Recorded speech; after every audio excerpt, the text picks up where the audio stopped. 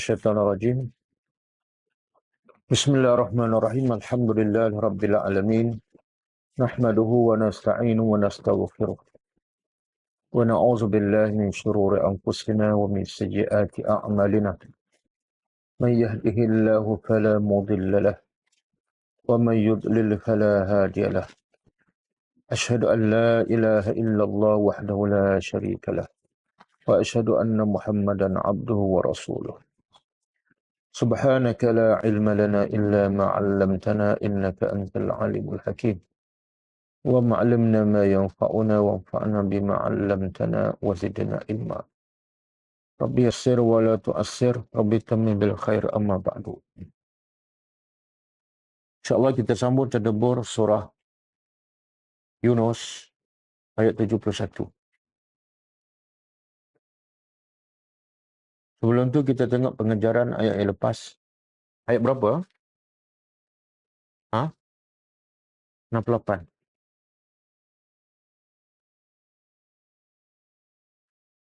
Ayat 68. A'udzubillahi minasyaitonir rajim.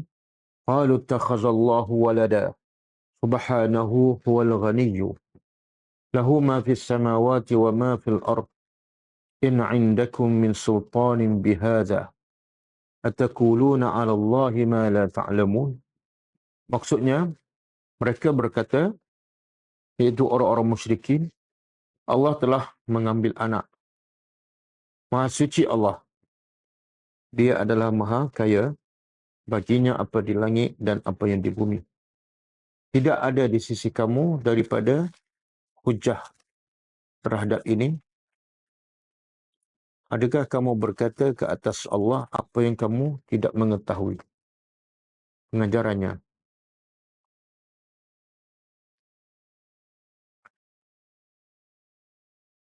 Antara jenayah yang paling besar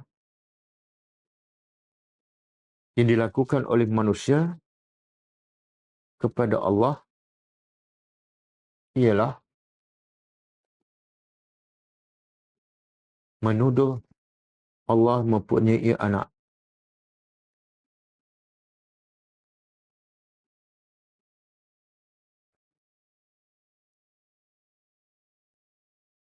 Kerana ia adalah pembohongan yang nyata terhadap Allah.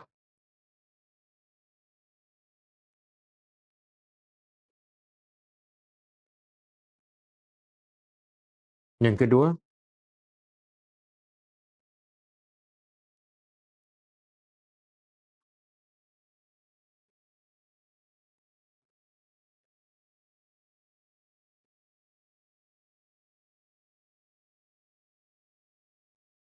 makhluk Allah yang tidak berakal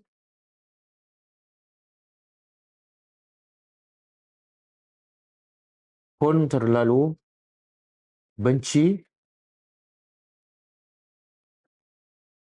terhadap dakwaan bahawa Allah mempunyai anak. Sehingga kan langit, bumi dan gunung hampir pecah kerana marah terhadap tuduhan bahawa Allah mempunyai anak.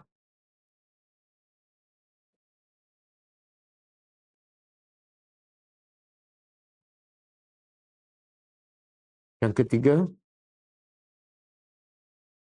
Maha suci Allah daripada mempunyai anak dan isteri,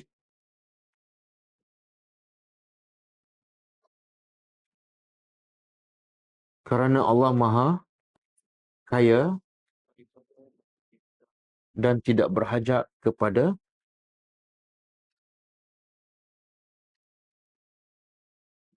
sesuatu apapun. Kerana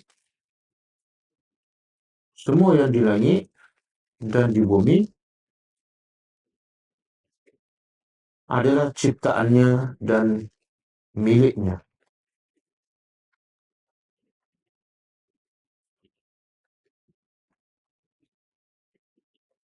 Yang keempat,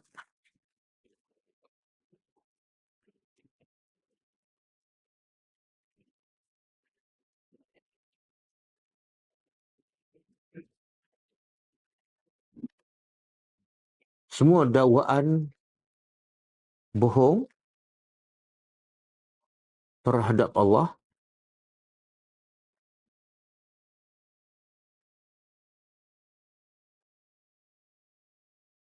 adalah tidak berasaskan kepada ilmu atau hujjah. Melainkan ia hanyalah kejahilan semata-mata.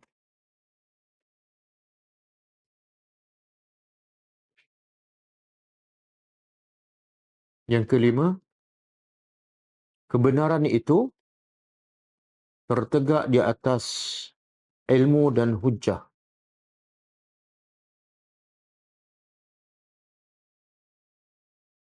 Bahkan hujjah ilmu lah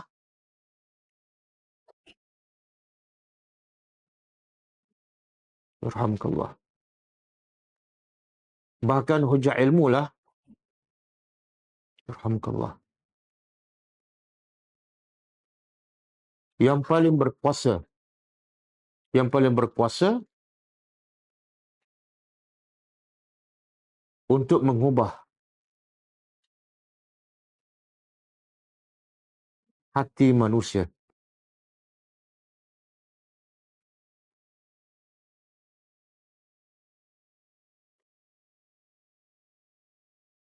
Okey, ayat 69. Qul innal ladzina yaftaruna 'ala Allahil kadhib la yuflihun. Katalah wahai Muhammad, sesungguhnya orang-orang yang mengadakan pendustaan ke atas Allah la yuflihun, tidak akan berjaya. Pengejarannya,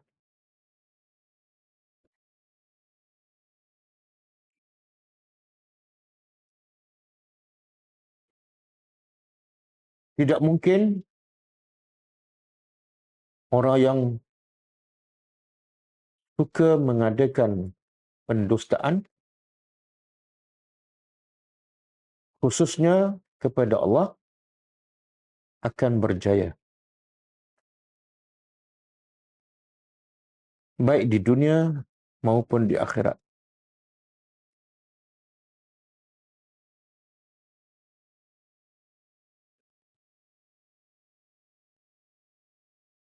Yang kedua,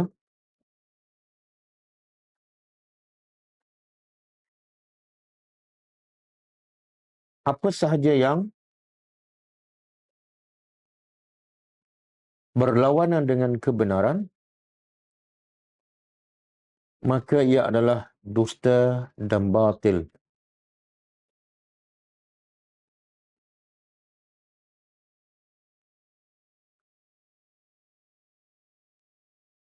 Ayat 70. Mata'un fid dunya thumma ilayna marji'uhum thumma nuziquhumul azab asyadid bima kanu yakfurun. Keseronokan di dunia, kemudian hanya kepada kami tempat kembali mereka. Kemudian kami akan rasakan kepada mereka azab yang pedih disebabkan apa yang mereka kufurkan. Pengajarannya, sesiapa yang kufur dan berdusta kepada Allah,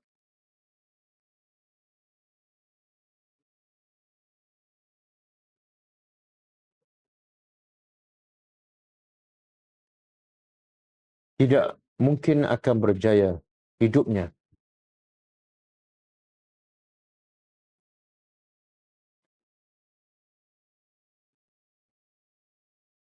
di dunia dan di akhirat. Yang kedua,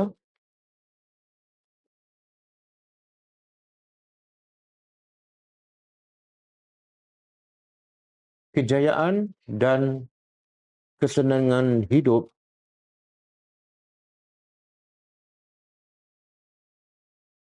yang dimiliki oleh mereka yang kufur kepada Allah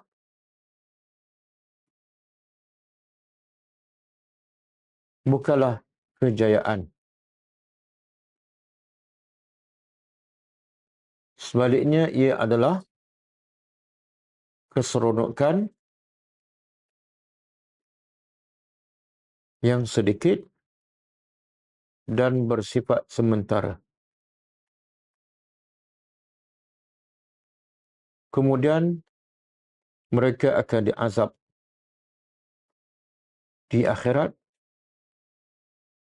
dengan azab yang pedih dan kekal.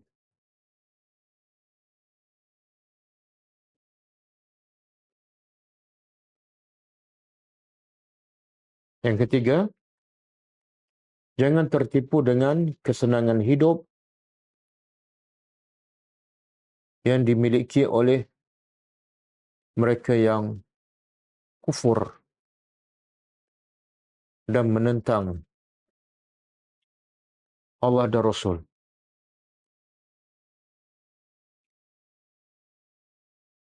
Kerana ia adalah istidraj.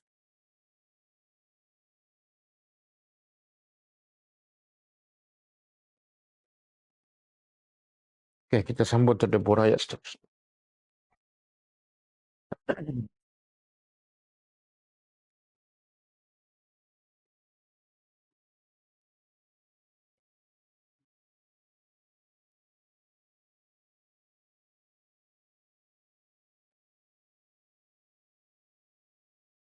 Okey, ayat malam ni ayat 70, 71 kaitan dengan ayat lepas. Kalau ayat yang lepas Allah menceritakan tentang keesaannya, kebesarannya melalui bukti-bukti yang nyata dan jelas dan banyak, dan juga Allah menolak dakwaan mereka-mereka yang kufur dan juga menuduh Allah mempunyai anak. Dan juga Allah ayat-ayat yang lepas Allah memberitahu pertembungan antara Rasul sallallahu alaihi wasallam dengan kaumnya musyrikin Mekah. Maka ayat hari ini Allah nak menceritakan apa yang boleh membantu, menolong, memberi kekuatan kepada Rasulullah dalam menghadapi penentangan daripada kaumnya sendiri, iaitu orang musyrikin. Apa yang boleh membantu, menghiburkan dan memberi kekuatan kepada Rasulullah dalam meneruskan kerja dakwahnya. Okey, antara yang paling membantu Rasulullah dalam menghadapi cabaran orang-orang musyrikin ialah kisah para nabi dan para rasul sebelumnya. Sebab itu Allah perintah kepada Rasulullah sallallahu alaihi wasallam dalam ayat ini, A'udzubillahi minasyaitonirrajim, watlu, dan bacalah. Daripada perkataan apa ni? Utlu ni kalau kita belajar bahasa Arab, fi'il apa? Fi'il amar. Kalau madinya apa? Tala. Tala. Kalau mudhari'nya, yatlu. Semua ada dalam Quran. Madi pun ada, mudhari' pun ada, amar pun ada. Jadi tala ni asal maknanya apa? Ha? Asal makna dia ialah ikut, bukan baca. Dalilnya, wasyamsi waduhaha wal qamari idza talaha. Dan demi bulan apabila ia talaha, mengikuti matahari. Tapi bila tala diguna untuk bacaan, kalau kata nama dia, kata terbit dia ialah tilawah. Tilawatun, daripada tala lah. Bila sebut tilawah, kita terjemah apa? Baca. Tapi sebenarnya baca tu, sebenar tilawah maknanya baca dan ikut. Baru lengkap makna tilawah. Kalau baca saja, bukan tilawah. musabaqah tilawah Al-Quran. Tak betul tu. Sebab dia baca je kan. Okey. Kalau fi'il madhi, tatlu, ataupun yatlu fi'il mudhari'. Amarnya apa? Kalau kita belajar bahasa Arab kan. Kalau fi'il mudhari' nak jadikan kepada amar, kita ambil mudhari'. Yatlu. Langkah pertama apa dia? Ha? Buang? Buang ialah sebab ia ni huruf mudhari'. Langkah kedua?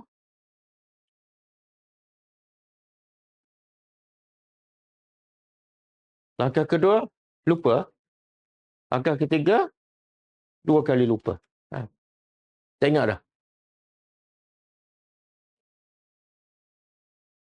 Ustaz, kalau bahasa Arab, kena tanya malam kelas bahasa Arab. Ha? Tak, itu yang langkah ketiga. Langkah kedua, dia kena matikan akhir. Fi'il amar mesti mati. Uktub, iqra', ijlis. Tapi sekarang, sebelum kita mati, dah mati. Bila mati, kita nak matikan sekali lagi, kena buat apa? Buang terus. Bila mati, kemudian nak dimatikan, kena kambus. Jadi tinggal lam. Sekarang boleh baca tak? Bila tak boleh baca, tambah alif. Alif ni baris apa? Depan. Sebab apa? Huruf ketiga, baris depan. Inilah rupa fi'il amar. Tapi sebab alif ni dia panggil hamzah wasal ke hamzah qat'i ataupun hamzah Zainuddin. Ha? Apa dia? Wasal. Sebab tu bila ada waw, hamzah tak bunyi. Kalau tak ada waw, utlu. Bila ada waw, watlu. Okey? Dan bacalah. Sekarang Allah perintah pada siapa ni? Nabi Muhammad. Allah perintah pada Nabi, mana wajib Nabi bacakan. Baca pada siapa? Alaihim. Bacalah ke atas mereka. Siapa mereka ni? Orang musyrikin. Tengok. Quran ni adalah dakwah. Allah tak kata bacalah kat rumah. Betul kan tajwid? Baca pada siapa ni? Orang kafir. Sebab Quran targetnya nak mengislamkan orang yang bukan Islam. Nak sampaikan mesej agama pada mereka. Jadi kena bacalah kepada mereka yang belum sampai mesej dakwah. Jadi baca kepada orang musyrikin. Baca. Kemudian baca apa ni? Naba. Naba apa dia? Berita. Ada surah nama Naba. Surah apa? Surah Naba lah. Jadi berita Naba ni berita apa? Berita besar. Tentang apa? Tentang Nabi Nuh. Bukan kiamat saja besar. Nabi Nuh. Allah perintah pada Nabi, baca pada orang musyrikin, cerita apa? Cerita Nabi Nuh. Makna apa tu? Pengajarannya apa? Setakat ni apa pengajarannya? Allah suruh Nabi baca cerita Nabi Nuh pada orang kafir.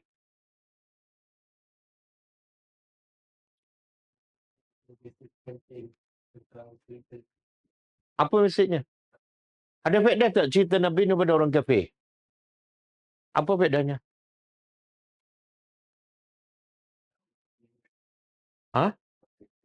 Apa ibrahnya untuk orang kafir?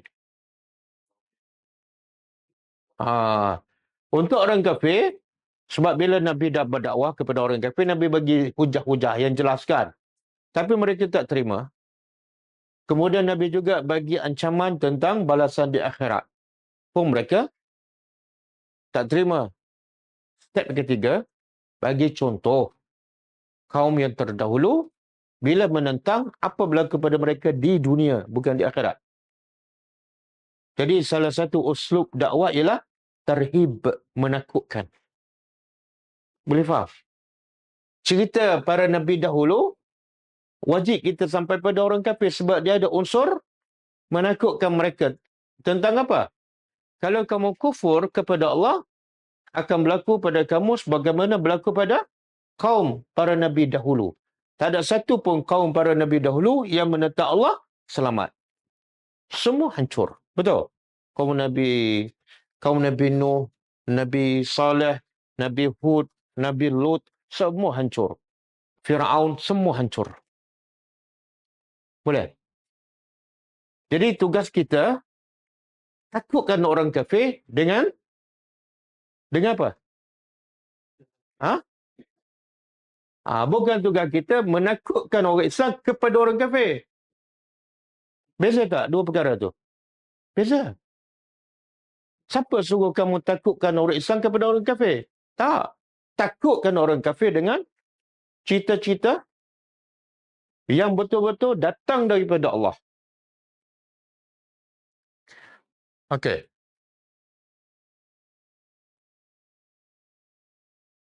Cerita Nabi Nuh. Pengajaran keduanya apa? Pengajaran kedua. Kalau untuk orang kafir, untuk menimbulkan ketakutan pada mereka. Jangan lawan Tuhan. Akhirnya kesudahan jadi macam ni. Kan? Nabi Muhammad tak boleh buat apa-apa. Tapi Allah boleh tak buat apa-apa saja dan bila-bila masa. Pengajaran kedua ialah, kalau untuk orang kafir menakutkan. Kalau untuk Nabi, kisah para Nabi, kisah-kisah umat dahulu. Kalau untuk Nabi dan orang beriman, apa faedahnya? Menggembirakan. Bila kita buat kerja dakwah, kita pun tengok. Kita baru 3 hari, 3 malam. Bila dengar kisah Nabi Nuh, berapa lama? Kita 3 hari orang tolak dakwah, kita dah kecewa, penat, letih, dah boring kan, dah give up dah. Tapi bila dengar kisah Nabi Nuh, jadi apa? Malunya, aku baru 3 hari. Nabi Nuh berapa lama?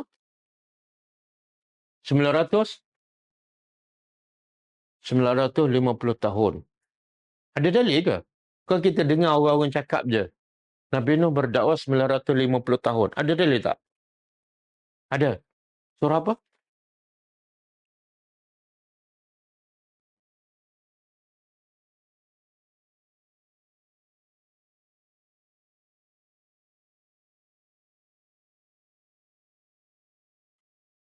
Okey, surah apa? Surah Al-Ankabut. Ayat berapa? 14.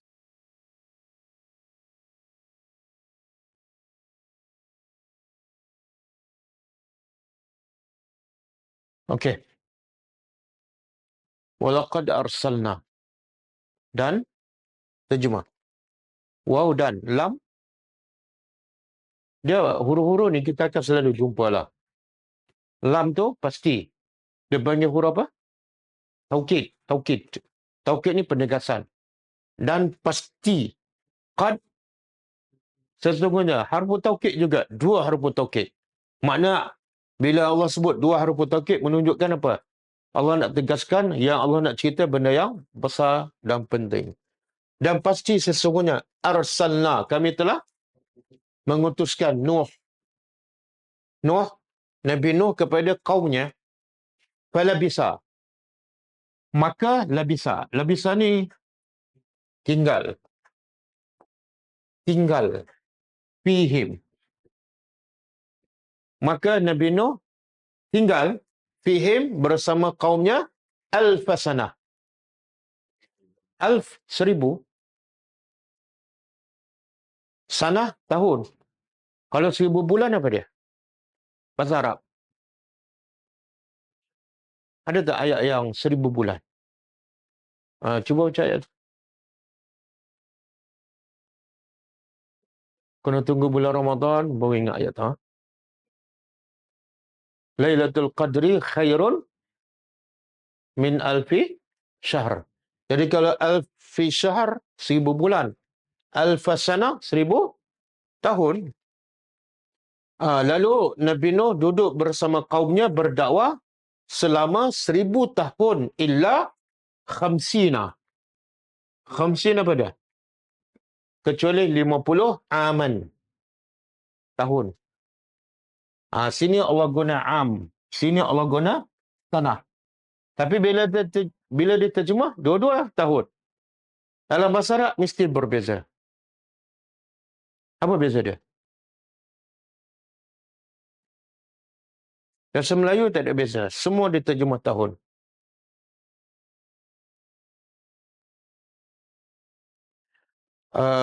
Ahli bahasa mengatakan, sanah ni biasa digunakan untuk benda yang tahun-tahun yang tak bagus. Yang ada musibah, ada kesukaran, sanah. Yang am biasa digunakan untuk tahun yang kebaikan, ada kebaikan. Jadi yang mana yang sukar bagi Nabi Nuh? Nabi Nuh hidup berapa lama? 1000 tahun. Yang sukarnya dalam tempoh 950 tahun. Yang okeynya 50 tahun. Bila ni? Setelah kaum dia semua mati. Sebab tu aman tak Nabi Nuh? Aman. Okey. Ini ayat yang bukti bahawa Nabi Nuh berdakwah 950 tahun. Fa'akhazahumut tufan. Akhirnya, bila kaum dia tolak, Allah selamatkan Nabi Nuh dan fa'akhazahumut tufan. Tufan, bahasa dah dimelayukan. Cuma dia tukar baris. Tufan, orang Melayu tukar jadi taufan. Dan ta dia tukar jadi ta. Taufan. Maka, ribut taufan menimpa kaum Nabi Nuh. Sebab apa? Wahum zalimun. Sebab mereka zalim. Ini, kalau orang kafir baca ayat ni dan dia faham, ada unsur tarhib, menakutkan. Okey. Jadi apa faedah Allah beritahu 950 tahun? Apa faedah? Allah boleh beritahu Nabi Nuh berdakwah dalam tempoh yang lama tanpa sebut tahun. Faedahnya Allah nak beritahu macam tadilah kisah-kisah para Nabi ni sebagai apa? Kalau kita orang beriman dan kita pendakwah sebagai hiburan, kita tak mungkin berdakwah 900 tahun. 100 tahun pun tak mungkin. Mungkin kita berdakwah setahun, 2 tahun kan. Jadi kalau nak give up, ingatlah kisah Nabi Nuh. Okey. Jadi kisah para Nabi ni ada 3 tujuan. Bila Allah sebut kisah para Nabi, para Rasul, ada 3, yarhamkallah. Ada 3 tujuan. Pertama, lil ibrah.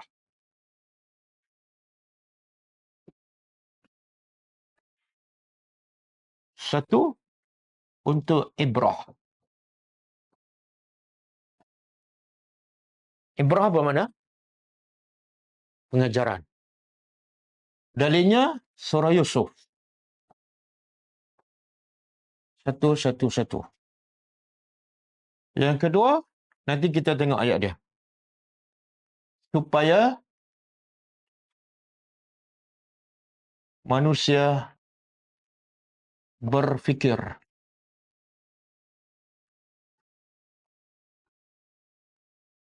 Dalilnya surah Al-A'raf.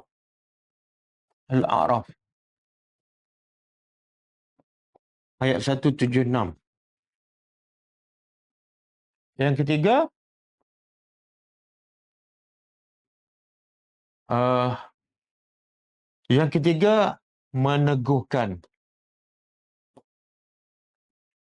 meneguhkan iman. Surah Hud. Ayat berapa? 120. Jadi bila kita baca kisah para Nabi, Nabi Nuh ke, Nabi Musa ke, mesti perhati 3 benda ni. Satu, mesti ada pengajaran. Yang kedua, Allah nak kita berfikir. Yang ketiga, Allah nak teguhkan iman kita. Sebab iman kita turun naik kan. Salah satu nak teguhkan iman, nak tingkatkan iman, baca kisah para Nabi. Yang kita sedihnya, bila mengajar agama, kisah para Nabi jarang dibaca. Yang dibaca kisah siapa? Kisah guru dia, kisah diri dia. Betul kan? Dia mengajar di sini, ada 10 orang guru. Kisah para Nabi dia tak cerita.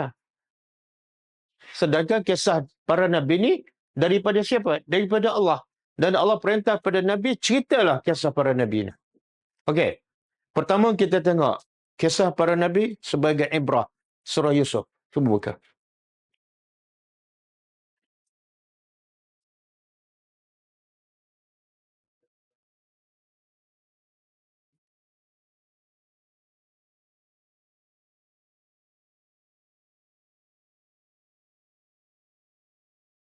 Okey. Kita terjemah sendiri ya. Auzubillahi minasyaitanir rajim. Lam. Dah berapa kali jumpa dah? Saya ingat 50 kali juga. Ha? Lam apa dah? Apa dah? Pasti. Qad. Sesungguhnya. Kana. Adalah. Fi. Dalam. Qasas. Qasah jamak. Plural. Kalau satu, kisah. Bahasa Arab, kalau satu, kisah.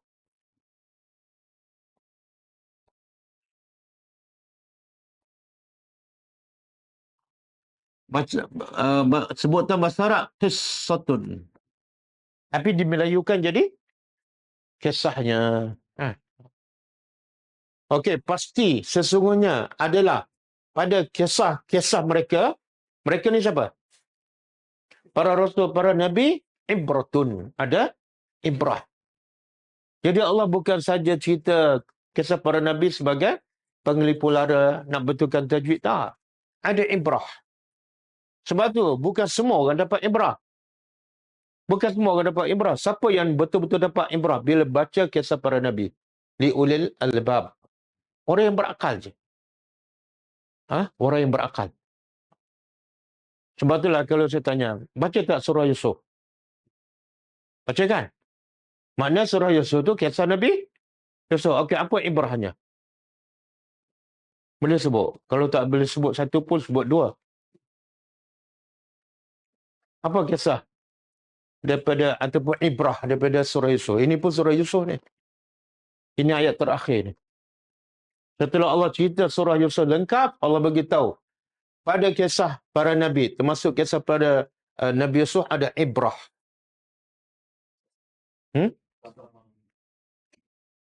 Sabar seorang. Sabar tu macam semua para nabi adalah pengajaran sabar kan. Tapi setiap nabi ada pengajaran tersendiri.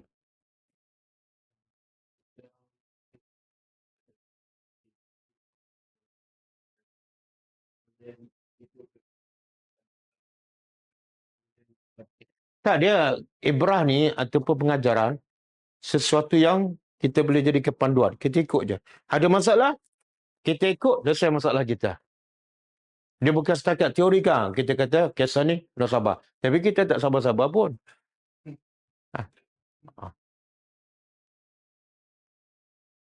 Kisah yang paling besar apa dia? Digodak oleh? Tak besar tu. Apa dia? Dari penjara jadi pembesar. Jadi pengajarannya kena masuk penjara dulu. Macam Anwar Ibrahim kan?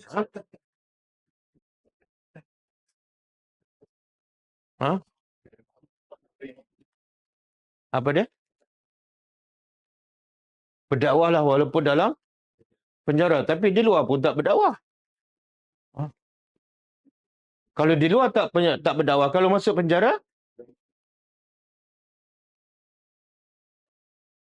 dia cabaran Nabi Yusuf banyak kan? Dikhianati oleh adik-beradik kan? Masa dia kecil lagi. Kemudian dijual seperti hamba. Macam jual barang. Kemudian masuk istana, jadi hamba. Walaupun dia Nabi. Jadi hamba. Lepas tu, difitnah. Disumbat jadi dalam lokat. Jadi bantuan. Tapi akhirnya keluar. Jadi pengajarannya apa?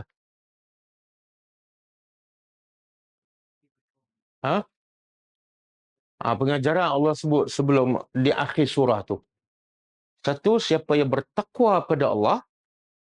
Dan yang kedua, dia bersabar. Maka Allah akan memberi kekuatan untuk menghadapi semua ujian tu. Takwa apa dia? Termasuklah bila digodok oleh wanita kan. Seorang sama seorang. semua pintu tertutup, dia boleh takut pada Allah. Kan? Kita kalau dah seorang sama seorang, tak ada siapa tengok. Walaupun dah 10 tahun ikut kelas tadabbur, tak ada jaminan. Tak ada jaminan. Ha. Lepas tu, dia sabar. Kemuncak kesabaran Nabi Yusuf apa dia? Bila adik-beradik yang nak bunuh dia, datang minta sedekah, dalam keadaan dia ada kuasa dan dia boleh balas. Dia ada hak tak nak balas. Tapi kesabaran Nabi Yusuf apa dia? Dia sabar, tahan, nafsu nak balas, dan dia tunjukkan sayang pada adik-beradik. Sebab apa? Target dia, aku nak adik-beradik aku jadi baik. Kalau aku nak dia jadi baik, aku kena memaafkan dan aku kena tunjukkan sayang pada mereka. Itu bukan senang. Betul? Ha. Berapa lama adik-beradik dia buat jahat sampai tahap nak bunuh. Tapi dia boleh maafkan macam tu dalam keadaan dia berkuasa dan dia boleh bertindak. Kadang-kadang kita maafkan adik-beradik sebab apa? Kita pun tak boleh buat apa-apa. Tak apalah, saya maafkan. Sebab saya pun tak boleh buat apa-apa kan. Okey. Jadi satu kita tak payah okey, habiskanlah. Makana hadisan yuftara. Kisah para nabi ni bukan satu hadis yang yuftara, yang direka-reka. Jadi kenapa sibuk nak cerita benda yang tak pasti sahih? Dan mungkin direka-reka, cerita je sampai ramai orang tertipu. Cerita ni adalah tasdiqan, walakin tasdiqa. Cerita para nabi semua adalah benar, membenarkan allazi baina yadayhi. Membenarkan apa yang dalam kitab-kitab dahulu. Tidak ada yang bercanggah. Watafsila, dan mendetailkan setiap sesuatu. Dan semua cerita ni, kalau kita jadi panduan, dia adalah sebagai hudan. Dan kalau kita ikut, dia akan dapat rahmat. Hudan ni, setelah kita dapat ilmu daripada kisah, kita pun ikut. Hudan. Setelah ikut, kita akan dapat rasa rahmat dan ketenangan. Tengok susunan. Ibrah, hudan, rahmat. Tapi semua tu tak mungkin untuk semua orang. Dia hanya untuk kaum yang beriman. Yang beriman itulah ulul albab. Okey. Tujuan kedua, kisah para nabi. Apa tadi? Supaya manusia berfikir. Surah Al-A'raf 176.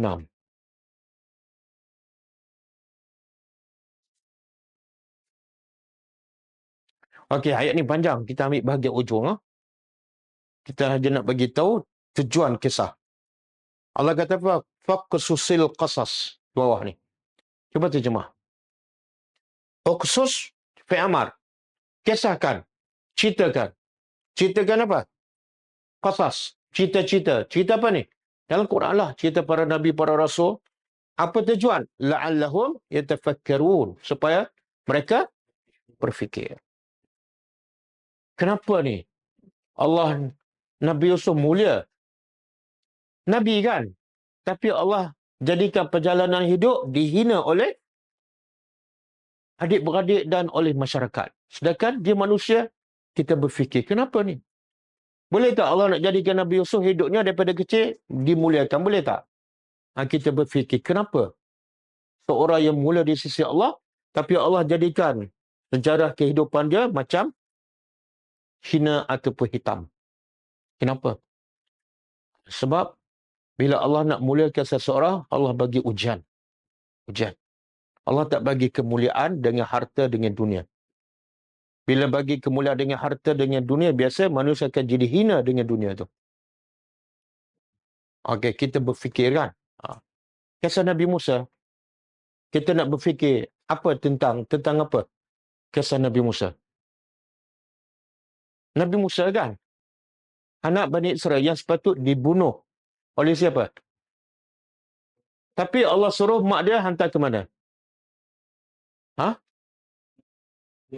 Hanyut ke sungai, dan sungai tu menuju ke pernah tak berfikir? Fir'aun memang nak bunuh anak Bani Israel. Allah pula suruh mak dia hantar ke istana.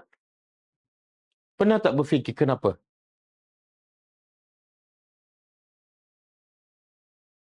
Pernah tak berfikir? Tak pernah. Ha? Nak suruh siapa yakin? Ibu Nabi Musa. Maknanya? Ha. Jadi, mak yang hebat akan melahirkan anak yang hebat. Kalau mak jenis penakut, kan Allah bagi pilihan pada mak Musa kan, sama ada kamu menyusu Musa dalam rumah, sebab di luar tentera Firaun berkeliaran. Nak tangkap anak Bani Israel yang baru lahir dan bunuh. Jadi Allah kata, susukan Musa dalam rumah, ataupun kalau kamu takut, hanyutkan di sungai. Logik tak ayat? Patut kalau takut apa dia? Ha? Lari. Pergi ke gunung ke, pergi ke Siam ke kan? Ha? Tempat yang selamat. Tak. Hanyutkan. Baby kecil, kalau duduk tepi sungai pun kita dah takut. Ini hanyut dalam sungai. Tengok Allah nak yakinkan mak dia tu. Bahawa Allah berkuasa nak selamatkan budak walaupun dalam sungai dan walaupun berada dalam rumah musuh Tuhan. Allah nak selamat, selamatlah. Tapi kalau Allah tak nak selamat, duduk dalam gua mana pun boleh mati. Betul? Okey. Tujuan kedua supaya manusia berfikir dengan kisah tu. Jadi bila baca Quran kena banyak berfikir. Okey, tujuan ketiga supaya meneguhkan hati. Kita biasa kalau rasa lemah iman, kan malas beribadat, kita buat apa? Biasalah sebelum ni. Kesentiasa iman okey je. Ha? Apa dia? Sebelum ni, pernah tak iman rasa lemah, malas bila beribadat? Pernah? Okey, bila berlaku tu apa kita buat? Ha? Baca Quran. Biar cakap betul. Ha? Apa dia? Ha, jadi Allah nak bagi tahu, salah satu nak kuatkan iman kita, nak mantapkan iman kita, baca kisah para Nabi. Dalilnya,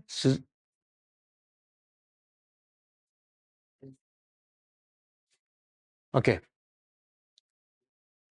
Wa kullan. Cuba terjemah. Wa kullan. Dan?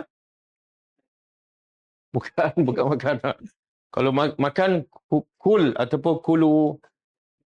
Wa kullan. Semua sekali. Daripada kul. Semuanya kisah-kisah para Nabi naqussu. Kami ceritakan kepada engkau min amba'ir rasul. Setiap rasul tu kami cerita kepada engkau daripada apa? Amba. Jamak. Kalau satu naba, kalau banyak amba. Daripada cerita-cerita para rasul. Apa tujuan?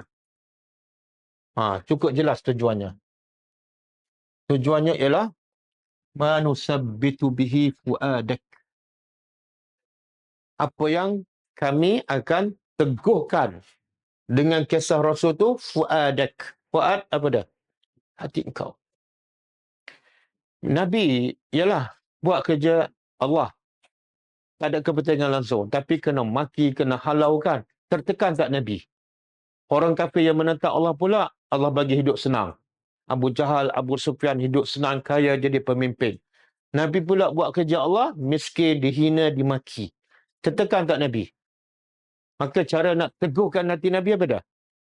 Bacalah kisah-kisah umat dahulu. Macam mana kisah umat dahulu boleh meneguhkan hati Nabi? Macam mana tu? Ha? Apa dia? Nabi berdepan dengan orang musyrikin kan? Tapi bila baca kisah-kisah umat dahulu yang menentang para rasul dengan orang musyrikin yang menentang Nabi, mana lebih kuat? Contoh? Tak dari segi kekuatan. Umat Nabi Musa tak kuat kan? Kaum Ad, badan dia besar, fizikal dia kukuh kan? Ha? Boleh bina rumah di gua. Kan? Boleh buat istana yang tinggi. Dan tentera Firaun memiliki satu batalion yang besar. Semua Allah hancurkan. Dan Allah hancurkan dengan apa? Ada yang dengan air, ada dengan angin. Jadi kalau Allah nak hancurkan orang musyrikin yang badan tak besar sangat, tentera pun tak ada macam Fir'aun, sangat senang. Jadi bila Nabi baca kisah umat dahulu dibinasakan, Nabi hadapi orang musyrikin dengan tenang. Ni tak ada apa ni, kacang. Tapi bila Nabi akan tenang, bila Nabi buat kerja dakwah, macam kita bila baca kisah para Nabi, hati kita tenang tak? Baca kisah Nabi Musa, dah duduk tengah serabut tu jadi tenang je. Ada tak? Tak ada. Saya tak tahu sebab apa. Waja'aka, dan telah datang kepada engkau wahai Muhammad fi hadhihi, dalam kisah-kisah ni al-haq. Semua cerita itu benar. Jadi kenapa nak bawa cerita yang tak tahu sumbernya, lagi teruk daripada mimpi sebut tak fahamlah. Yang mendengar pun 2 kali 5 dengan yang tukang cerita. Banyak cerita benar daripada Quran dan besar tujuannya tak dicerita oleh para ustaz ataupun penceramah. Wa mau'izah, dan cerita pada Rasul tu ada pengajaran, wa zikra, dan peringatan. Ada tasbit, ada mau'izah, ada zikra, tapi bukan untuk semua orang, hanya untuk orang beriman. Okey. Jadi tujuan disebut kisah para nabi berapa tadi? 3 pertama. Dalilnya Yusuf 111. Yang kedua, tujuan kedua supaya manusia berfikir. Dalil Al-A'raf ayat. Yang ketiga untuk meneguhkan, memantapkan iman. Dalil Surah Hud ayat 120. Okey, kita balik pada ayat kita. Okey, Allah kata kepada Nabi, bacalah kisah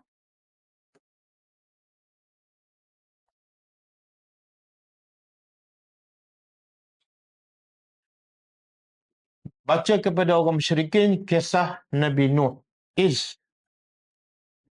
Ketika mana? Qala, dia telah berkata. Tengok kita belajar semalam. Qala fi'il. Mana fa'il dia? Apa yang belajar kelas bahasa Arab semalam? Mana fa'il dia? Kita datang semalam kan? Qala berkata. Siapa yang berkata? Tengok ke depan tak ada. Fa'il tak ada kan? Fa'il mesti beri depan. Tak ada. Kalau tak ada, apa dia? Dhamir? Sebab tu bila terjemah, dia. Kat mana dia? Mustatir, tak nampak. Balik pada siapa ni? Balik pada Nuh. Ingatlah ketika dia, iaitu Nabi Nuh berkata, liqaumihi, kepada kaumnya. Ya qaumi, wahai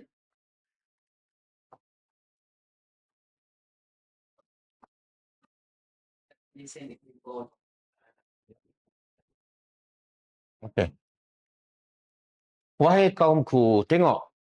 Kaum Nabi Nuh ni kafir ke beriman? Kafir ke menentang Allah, menentang Nabi Nuh? Arhamkallah. Besar pahala adik malam ni. Besar pahala dan banyak dapat doa. Lagi banyak bersin, lagi banyak dapat doa. Okey.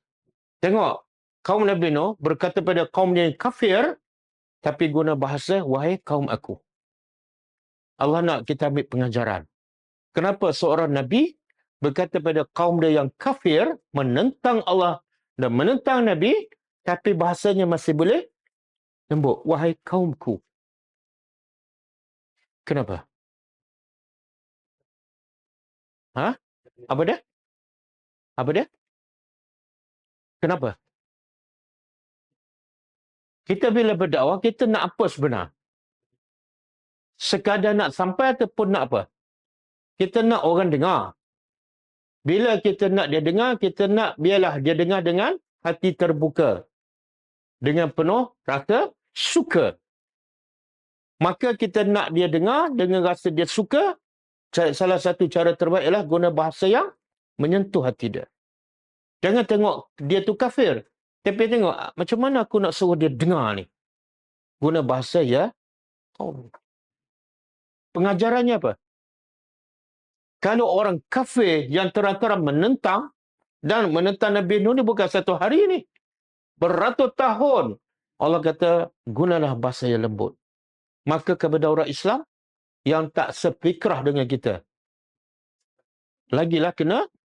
Lepas tu anak kita ni cuma degil je. Guna bahasa apa? Kita yang tak degil pun tak sebut, wahai anakku yang degil, lagi tak sebut. Wahai anakku yang degil. Tak ada. Sebab itulah, bila kita bercakap baik, orang tak dengar, kita marah pada orang tu. Kadang-kadang puncanya, kita. Bila orang dengar bahasa kita kasar, dia dah pekatkan telinga. Kita nampak dia macam dengar, tapi sebenarnya tak masuk.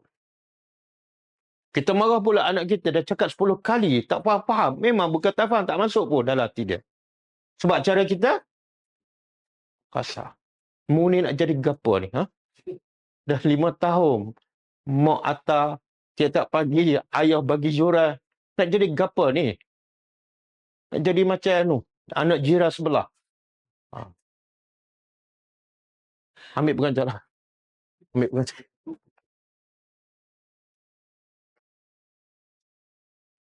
Ni cakap, masuk neraka. Masuk neraka. Nanti aku sebelah ni. Jumpa aku sebelah ni. Kafir harbi. Bahasa-bahasa yang orang tak nampak langsung dan tak rasa pun Islam tu indah. Ya qaumi. In kana. In sekiranya. Kana adalah kabura. Kabura ni syaqqa, susah, ataupun azumah, berat. Besar. Dia terjemah apa tu? Berat. Kiranya adalah berat. Alaikum. Atas. Kamu. Maqami. Kita biasa dengar perkataan maqam kan? Okey. Okey, maqam apa yang biasa kita dengar? Maqam Ibrahim. Apa makna maqam Ibrahim? Mana tu tempat? Ma mim berbaris atas. Asal mana? Asal dia qama. Qama berdiri. Qama dia telah berdiri. Kalau nak jadikan tempat, tambah mim berbaris atas. Maqam. Maqam Ibrahim. Dan ada juga maqam diguna kubur. Kan? Maqam si fulan. Sebab apa? Daripada qama ada dua maksud. Pertama berdiri, yang kedua tinggal. Kan kalau orang tu lawan musafir pada mukim. Mukim daripada qama. Mukim tu apa makna? Berdiri ke tinggal di situ? Tinggal. Okey? Jadi maqamah di sini ada dua maksud. Pertama, sekiranya berat ke atas kamu, satu makna dia tinggalnya aku bersama kamu. Ataupun keberadaanku. Satu lagi, maqamah daripada qamah berdiri. Jadi sekiranya berat aku berdiri di hadapan kamu. Sebab apa? Sebab bila bagi tazkirah, tazkir biasanya berdiri. Kalau kita nak mengajar ke nak bagi tazkirah, yang terbaik ialah berdiri. Bahkan kalau tempat lagi tinggi, lagi bagus. Sebab tu hari pertama Nabi nak isytiharkan dakwah di Mekah, Nabi pilih tempat apa? Di mana? Bukit Safar. Bukan setakat Nabi berdiri, tapi Nabi pilih tempat tinggi. Kenapa? Kenapa? Sebab target dakwah nak seramai yang mungkin dengar. Kalau nak seramai mungkin, kena tempat tu biarlah tinggi, suara biar jelas. Jangan duduk muka pun tak nampak, suara pun tak dengar. Okey, jadi satu makna keberadaanku, yang kedua berdirinya aku. Daripada qiyam. Wa tazkiri. wa tazkiri, dan tazkirahku, peringatanku. Dan peringatan aku pula bukan dengan air liur kosong, bukan dengan cakap kosong, tapi bi ayatillah, dengan ayat-ayat Allah.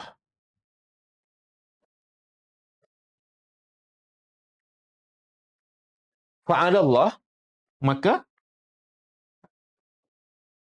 kalau ala Allah, ala di awal ayat, ala Allah di awal. Dia boleh buat ayat macam ni. Tawakal tu ala Allah. Ataupun ala Allah, tawakal tu. Dua-dua betul. Tapi dalam ayat ni, Allah dahulukan ala Allah, barulah tawakal tu. Makna dia berbeza. Kalau tawakal tu ala Allah, makna dia lain. Okey, kalau tawakal tu ala Allah, apa makna dia? Aku bertawakal pada Allah dan boleh tambah. Dan juga pada orang lain. Maka Allah nak berkata tawakal mesti hanya kepada Allah sahaja. Caranya apa? Allah dahulukan ala Allah.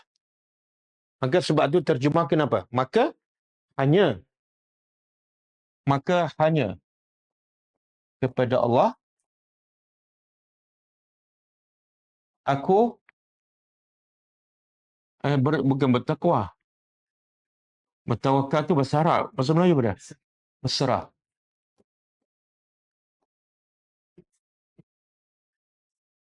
Apa makna tawakal?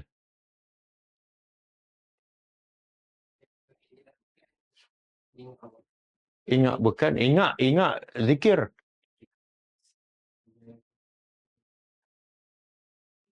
Apa dia? Setelah berusaha, serah pada Allah. Okey. Kita pergi kerja. Dah pergi balik kan? Lepas tu, orang tanya, kamu dah kerja? Dah. Lepas tu macam mana? Serah pada Allah lah. Tengok-tengok akhir bulan, orang tak bagi gaji.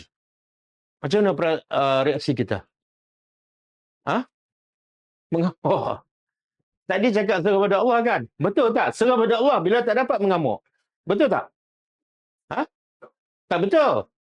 Itu konsep tawakal yang salah. Mulut cakap tawakal, pada sebenar, mulut je. Tak serah pada Allah. Kalau serah pada Allah, tiba-tiba akhir bulan tak dapat. Dia serah pada Allah. Macam mana reaksi dia? Orang yang bertawakal pada Allah. Alhamdulillah. Itu makna serah pada Allah. Allah bagi, okey. Allah tak bagi, okey. Sebab Allah lebih tahu apa yang terbaik untuk aku. Betul kan? Kadang-kadang Allah tak bagi sebab apa? Mu ni kalau aku bagi, habislah. Tak pergi masjid dah lepas ni. Ha. Ataupun Allah tak bagi supaya apa? Kita berhenti situ sebab situ susah nak solat. Allah suruh kita cari kerja lain. Kan? Itu tawakal. Makna tawakal. Apa saja berlaku, dia boleh senyum. Itu tawakal. Okey.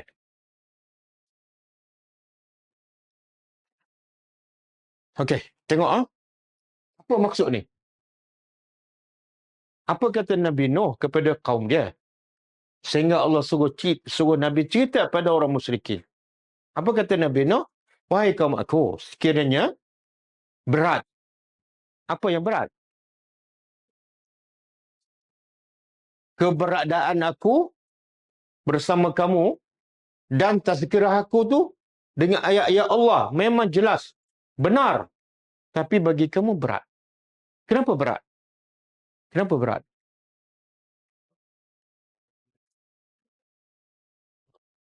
Berat ada dua sebab. Ada dua sebab. Bagi kaum Nabi Nuh, yang dibawa oleh Nabi Nuh, kabura, sangat berat. Membebankan. Dua sebab. Pertama, tempoh Nabi Nuh berdakwah bagi tazkirah terlalu lama. Berapa lama? 950 tahun. Yang kedua, yang Nabi Nuh sampaikan semua bertentangan dengan nafsu. Bila bergabung dua ni, satu, lawan nafsu. Yang kedua, lama. Oh, sangat-sangat membebankan. Betul kan?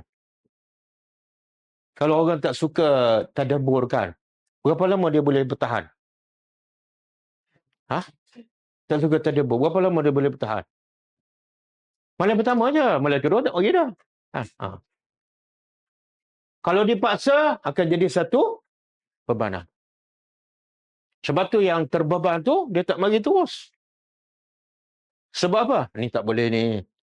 Kena buat tu, kena buat ni, kena tinggal tu. Tak boleh. Jadi ini tabiat manusia. Bila ia disampaikan, satu, berlawanan dengan nafsu. Yang kedua, panjang. Maka Nabi Nuh cakap apa? Kalau aku duk bagi tazkiyah pada kamu ni, membebankan kamu, maka solusinya apa? Aku suruh pada Allah. Maksud apa? Ini pengajaran ni untuk pendakwah. Kadang-kadang kita berdakwah, madu'un kita boring dengan kita kan. Ustaz, tak ada ayat lain ke? Terdebur. Apa benda yang boleh memotivasikan kita? Fa'alallah tawakkaltu. Kekuatan aku akan terus berdakwah. Dari mana kekuatan aku dapat? Aku bergantung pada Allah. Nanti dia akan sebut lagi kekuatan Nabi Nuh.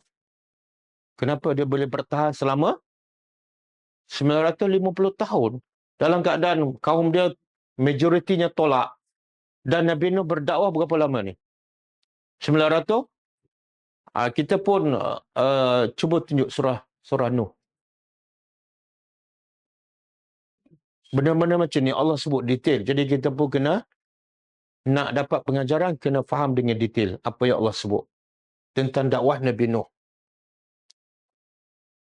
Okey, kita terjemah secara ringkas. Inna arsalna, sesungguhnya Allah kata kami telah utuskan Nuh ila qaumihi, kepada kaumnya. Apa tujuan Nabi Nuh diutus? Iaitu an anzir qaumaka. Kerja kamu pada bagi peringatan pada kaum. Jangan ada buat bisnes pula. Sambil-sambil berdakwah, jual kismis. Min qabli, sebelum datang kepada mereka azabun ali. Nampak tak? Kena ada unsur peringatan. Bila kita berdakwah, kena ada unsur yang boleh menakutkan manusia. Apa dah? Azabun alim. Kamu akan mati lepas ni. Kalau kamu tak beriman, kamu akan diazab dengan azab yang pedih. Kena ada. Kena jelas. Jangan benda yang menggembirakan saja. Kemudian, Nabi Nuh mula berdakwah. Qala ya qaumi. Kata Nabi Nuh, ya qaumi, wahai kaumku, ini sesungguhnya aku, untuk kamu adalah kerjaku nazir mubin. Jelas, clear. Jangan tanya macam mana nak bisnes, macam mana jadi jutawan. Jangan. Kerjaku nazirun mubin. Dan tujuan utama dakwah semua para rasul ialah ani'budullah. Hajat manusia bukan ikut aku semata-mata, ikut pendapat aku, tak. Sembah Allah. Wattaquhu, dan bertakwa padanya. Dan cara nak sembah Allah dan bertakwa mesti taat pada Rasul. Sebab apa yang Rasul sampai adalah wahyu daripada Allah. Kemudian, kamu dapat apa kalau kamu beriman? Yaghfir lakum. Allah akan ampunkan dosa kamu. Dan wa yuakhirkum, Allah akan memanjangkan kamu kepada tempoh yang telah ditetapkan. Inna ajalallah, sesungguhnya ajal Allah apabila datang tidak akan yuakhir, tidak dilewatkan kalau kamu tahu. Jadi bersedialah untuk kematian. Kemudian kata Nabi Nuh, dia mengadu pada Tuhan. Qala Rabbi, wahai Tuhanku, ini sesungguhnya aku da'autu. Aku telah berdakwah pada kaum aku lailan wa nahara. Apa maksud siang dan malam? Sentiasa. Bukan makna siang pun berdakwah, malam pun Nabi Nuh tak tidur berdakwah. Bukan. Macam saya kata, saya pergi jumpa pakcik saya di Kota Baru 1 hari. Makna apa tu? Bukan 24 jam. Kan? Jadi makna lailan wa nahara, ada Nabi Nuh berdakwah siang, ada berdakwah waktu malam. Kenapa dakwah kena ada siang dan ada malam? Tak boleh pakai macam waktu berjabat. Pukul 8 hingga pukul 5. Pukul 6 tak ada dakwah. Ikut masa? Tapi bukankah menyusahkan kita ni? Waktu dakwah siang dan malam. Ini orang tak nak buat kerja dakwah ni. Kan? Tak menentu. Hari cuti pun berdakwah. Jadi kenapa siang dan malam? Biasa siang dan malam, restoran mamak kan 24 jam.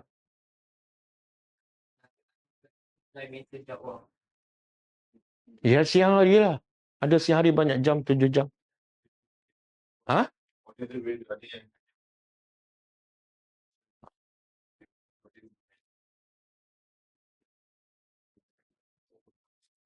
Syaitan, syaitan kerja 24 jam.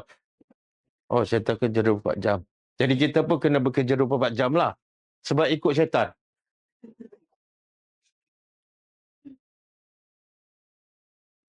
Hmm. Dia dia dakwah ni sebenarnya nak mengubat satu penyakit yang paling bahaya. Penyakit apa? Jahil. Jahil tak kena Tuhan. Jahiliah kan? Dan orang jahil ni ada siang saja ke ada siang dan malam? Siang dan malam. Kadang-kadang orang jahil tu nak rawat diri dia, nak ilmu. Waktu malam. Kita boleh tahu, bagi tahu, ofis saya dah tutup. Tak boleh. Kalau kita pendakwah, kerja dia merawat kejahilan. Kejahilan ada bila-bila masa. Dan kematian pun, yang jahil nak tanya, nak ilmu waktu malam. Dan mati dia pun malam. Tiba-tiba kita tutup. Jadi mana? Baik tak payah berdakwah. Kan? Jadi dakwah mesti lailan wa nahara. Tapi apa hasilnya? Kita kena faham cerita Nabi Nuh. Sampai Allah suruh Nabi cerita pada Nabi Nuh pada siapa? Kalau kepada orang kafir kena dengar cerita Nabi Nuh, orang Islam lagi kena dengar. Sebab kita kalau sebut Nabi Nuh, orang Melayu biasa, apa cerita dia? Ha? Kapal lagi? Lepas kapal? Kayu kokar. Kapal daripada kayu kokar. Lagi? Bubur syurah. Bila Nabi Nuh selamat sampai tu, Nabi pun buat bubur syurah. Kita pun buat. Itu dia panggil apa tu? Yazunnun. Bersangka buruk. Asatirul awalid. Cerita dongeng. Tengok hasil kerja dakwah Nabi Nuh. 950 tahun siang dan malam. Hasilnya apa? Falam yazidhum du'ai. Maka tidak menambah kepada mereka hasil dakwahku kecuali firara. Apa maksud dia? Mana kalau hari ni Nabi Nuh berdakwah, ada 5 orang. Bulan depan Nabi Nuh berdakwah, berapa? Makin kurang. Tahun depan, makin kurang. Tengok cabaran. Kita tak ada kan berdakwah semakin bertambah kan? Kalau semakin kurang tak tahulah. Kita berhenti awal lah. Dan tengok wa inni kullama da'autuhum. Dan sesungguhnya aku kullama. Kena faham bahasa Arab. Kullama apa makna dia? Kullama, setiap kali. Setiap kali da'autuhum. Aku berdakwah pada mereka. Apa tujuan? Tak ada kepentingan langsung. Untuk mereka je. Supaya engkau, iaitu Nabi Nuh bercakap dengan Tuhan. Setiap kali aku berdakwah pada mereka supaya engkau mengampunkan dosa mereka. Bukan untuk aku, untuk mereka. Apa mereka buat? Ja'alu, mereka jadikan asabi'. Asabi' ni jari. Mereka jadikan jari mereka fi azanim, di telinga-telinga mereka. Kenapa? Tak nak dengar. Itu yang Nabi Nuh kata, kalau kamu rasa berat sangat aku dekat sini, kau serah pada Allah lah. Sebab memang kaum dia tak suka sampai tak tutup telinga. Kemudian wastaghshaw siyabahum. Wastaghshaw apa dia? Dia ambil kain dia, jubah dia. Siyabahum, dia tutup muka dia. Kalau tutup telinga, tak nak dengar suara Nabi Nuh. Kalau tutup muka, tak nak tengok muka Nabi Nuh. Sampai tahap tu. Tapi sedikit pun tak melemahkan semangat Nabi Nuh. Terus Nabi Nuh istiqamah. Wastakbaru, dan mereka semakin sombong. Semua, kemudian aku berdakwah kepada mereka jihara, secara terang, secara perlahan, secara rahsia. Semua jenis dakwah Nabi Nuh cuba. 950 tahun. Summa inni a'lantu. Kemudian aku terangkan lagi dakwahku. Wa asrartu, dan aku rahsiakan secara sembunyi.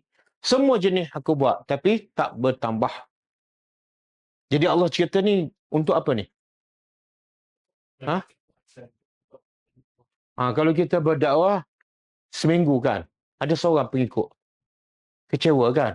Penat letih mengajar seorang je. Baca kisah Nabi Nuh. Lepas tu lepas tahun, dapatlah 2 orang. Baca kisah Nabi Nuh. Lepas 3 tahun, yang 2 orang pun berhenti seorang.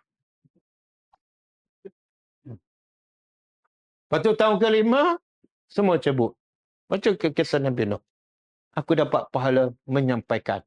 Dan di akhirat besok, aku dapat jawab. Kan? Okey. Kita balik pada ayat kita.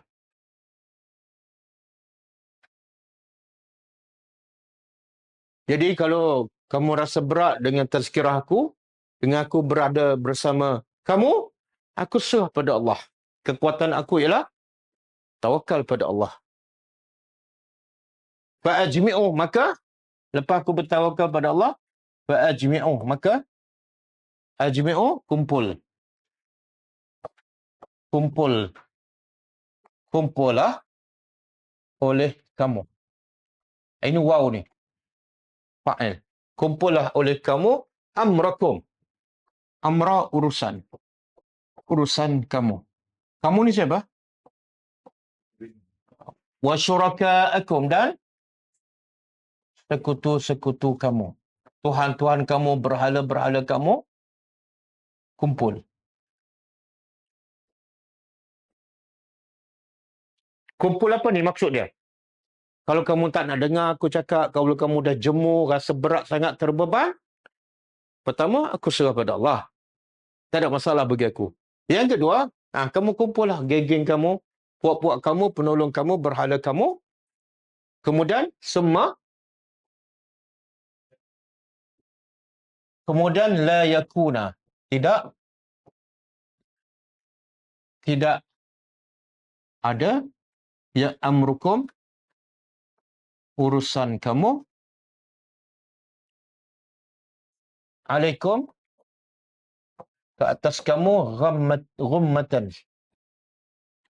Rummatan ni makna mubaham, kesamaran ataupun tersembunyi. Yarhamkallah. Kumpullah. Rancanglah. Yarhamkallah. Rancanglah apa saja perancangan kamu. Kemudian dalam kamu merancang, panggillah semua sekutu-sekutu penolong kamu. Kemudian yang ketiga, perancangan kamu, buatlah secara terbuka. Jangan sembunyi. Lepas tu buat apa? Semakdu. Kemudian, kedua apa dia? Laksanakan perancangan kamu. Ilayya, kepadaku. Wala tunzirun, dan jangan kamu tunzirun. Bukan. Kalau tanzurun, melihat. Kalau tunzirun, tangguh. Jangan kamu tangguhkan. Tangguh apa ni? Rancangan kamu. Boleh faham ayat ni? Pertama, sebelum ni Nabi Nuh kata apa? Kalau kamu rasa berat dengan tazkirah aku, dakwah aku tetap serah pada Allah. Yang kedua, kamu rancanglah apa-apa saja, panggillah sekutu kamu, orang kuat kamu, buatlah apa perancangan, walaupun secara terbuka, kemudian laksanakan perancangan kamu kepada aku. Sama ada kamu nak tangkap aku ke, nak bunuh ke, dan jangan tangguh-tangguh perancangan kamu. Maksud apa tu? Nabi Nuh cabar. Nak bunuh silakan. Sebenarnya, boleh tak kita cabar orang binasakan kita? Nak bunuh aku? Okey, silakan. Boleh tak? Tak boleh. Tapi dalam konteks ayat ni, maksud dia berbeza. Kenapa Nabi Nuh sebenarnya Nabi Nuh cabar ke ataupun apa ni? Dipanggil apa ni? Sebenarnya dipanggil apa? Ta'jiz. Cabaran Nabi Nuh tu sebenarnya melemahkan orang kafir. Sebab Nabi Nuh cukup yakin kepada Allah. Sebab tu dia tawakal. Bila dia tawakal pada Allah, dia yakin orang kafir rancanglah apa sekalipun, tak mungkin dapat membunuh dia. Faham tak? Keyakinan Nabi Nuh pada pada Allah, dia kata, okey, nak buat apa-apa, buatlah. Sebab Nabi Nuh tahu Allah akan jaga dia. Boleh faham? Itu kekuatan. Kalau kita belajar ni, apa dia? Apa dia? Masa program tu. Ha? Ah. Entah pun pergi masa Hulu Langak. Sama je. Dia, kita pendakwah ni, kalau nak jadi pendakwah, kena ada dua unsur. Sangat penting. Satu, kamalul yaqin. Kamalul yaqin alal haq. Yang kedua, kamalu ar-rahmah alal khalqi. Kalau nak buat kerja dakwah, kena ada dua ni. Senjata paling ampuh. Apa dia? Yakin, keyakinan alal haq, ke atas kebenaran, kamal, lengkap, sempurna. Nabi Nuh tak takut sebab apa? Sebab dia tawakal pada Allah. Kenapa dia tawakal pada Allah? Sebab dia, keyakinan dia kepada Allah dan kepada kebenaran, kamal. Sangat sempurna. Sikit pun tak tergugat. Sebab itulah kaum dia tutup telinga ke, tutup muka, dia terus berdakwah. Kenapa aku nak takut? Aku bukan buat salah. Yang kedua, bila aku buat kerja Allah, takkan Allah nak biarkan aku dalam bahaya. Kan? Yang kita kadang-kadang nak cakap, kita dah belajar kebenaran. Kita nak sampaikan kebenaran pun kita takut. Kan? Antara ketakutan kita, apa dia? Takut orang tak suka, takut orang kata, takut orang pula. Betul tak? Sebab apa? Keyakinan kita pada Allah sangat jadi macam-macam kita takut. Dan ada 10 tahun takut, tak cakap lagi. Benda simple je. Kadang-kadang pada anak, kadang-kadang pada isteri, kadang-kadang pada... Kenapa tak cakap pada isteri kamu? Terus tak, saya tak naklah gaduh-gaduh ni. Habis kalau tak bergaduh, kamu masuk neraka. Okey. Seolah macam tu. Yang kedua, kamalu ar-rahmah. Kesempurnaan rahmat alal khalq. Kalau rahmat kita kepada makhluk lain sikit je, kita buat kerja dakwah sambil lewa. Bila ada waktu, kita buat. Sebab rahmat kita sikit je. Tapi kalau rahmat kita pada makhluk tu sangat sempurna, kita tak kira penat dan letih. Macam Nabi lah. Nabi mana ada rehat. Betul? Malam, palak malam sampai bengkak kaki, siang berdakwah, berjihad sampai cedera, tidak ada rehat. Sebab apa? Rahmat Nabi pada makhluk sangat luar biasa. Boleh? Okey, sekarang Nabi Nuh mencabar, tapi tujuannya nak melemahkan orang kafir. Okey, silakan bunuh aku. Sebab tu akhirnya siapa yang mati? Kaum dia. Walaupun kaum dia ramai, dan Nabi Nuh yang beriman berapa orang je? Tapi Allah selamatkan. Kaum dia semua mati. Seorang pun tak selamat. Okey. Oh, masa dah habis. Cukup satu ayat.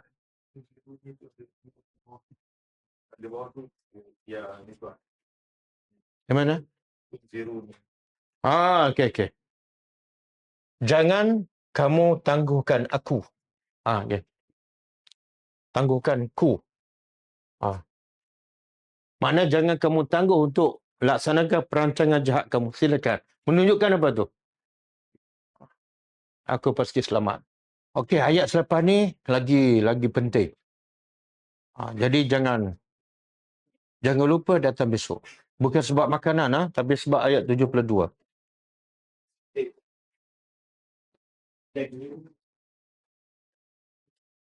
Okey, kita baca sikit buku 62, amalan pembuka pintu syurga. Tapi kita dah lebih pada 62 ni. Kita dah masuk amalan yang ke-65, muka surat 136. Iaitu amalan yang menyebabkan seseorang masuk syurga ialah mengkafani mayat. Mengkafani mayat. Kafan. Berdasarkan satu hadis daripada Abu Rafi' radhiyallahu anhu daripada Nabi sallallahu alaihi wasallam.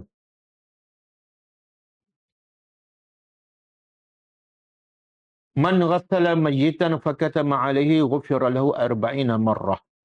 Wa man kafanahu kasahu Allahu yawmal qiyamah min sundusin wa istabraqil jannah. Wa man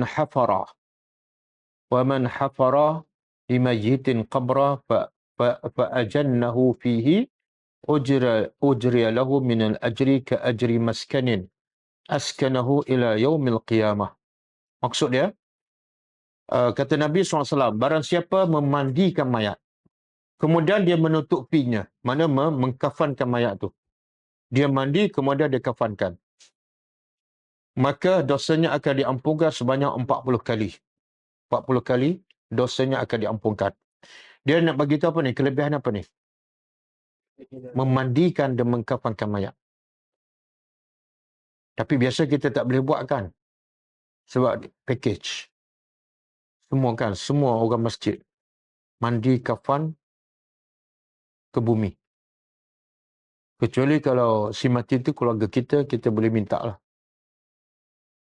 Kemudian kata Nabi lagi, barang siapa mengkafani mayat, maka pada hari kiamat, nanti Allah akan memberinya pakaian daripada sutera halus dan sutera tebal. Yang tadi mandi saja. Yang kedua, lepas mandi dia kafankan mayat tu. Maka Allah akan bagi kelebihan, Allah akan pakaikannya di surga dengan pakaian daripada sutera tebal dan sutera halus. Kemudian kelebihan, barang siapa menggali kubur untuk mayat. Kemudian ia memasukkannya ke dalamnya, masukkan mayat, digali, kemudian dia masukkan mayat dalam kubur. Kelebihannya, ia akan diberikan ganjaran semisal rumah yang diperuntukkan baginya hingga hari kiamat. Kalau si mati dapat istana, yang gali dan kebumikan mayat itu pun akan dapat seumpamanya. Okey. Tapi lepas ni jangan duk berebut pula. Bergaduh. Semua pakat nak gali kubur.